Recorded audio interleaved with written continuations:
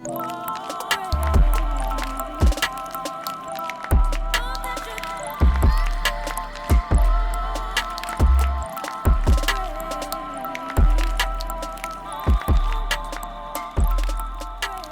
my name is Ratoosh and I'm a real estate agent in the East Bay, and today I wanted to talk to you about how online reviews can help you in your search for a real estate agent.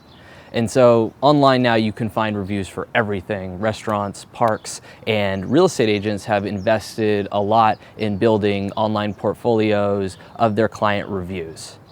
And so as opposed to a restaurant where I feel like on Yelp people will just let the restaurant have it, real estate agents reviews are biased in that if something goes really wrong with the transaction, they're not going to ask that person to write a review for them.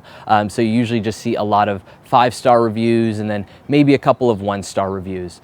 Where I find it's useful though is if you actually read the text of the reviews and spend some time, look at 10 or 15 of them and find out what the real estate agent did or what that client liked about the real estate agent. I have this theory that they want a competent real estate agent, of course, but they also choose someone who's kind of like them and will deliver the information in a way that they want to hear it. So you can also kind of glean a little bit of that by looking at a person's online reviews.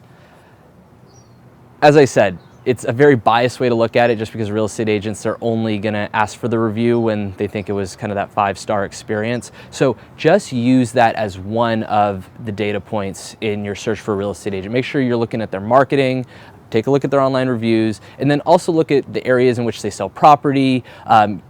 You really want someone who's a neighborhood specialist. There's no substitute for someone who has a lot of experience in the area. So that's my thoughts on online reviews. If you ever have any questions or if there's anything I can do to help, feel free to give me a call, send me an email, or send me a text message. I'm always happy to help.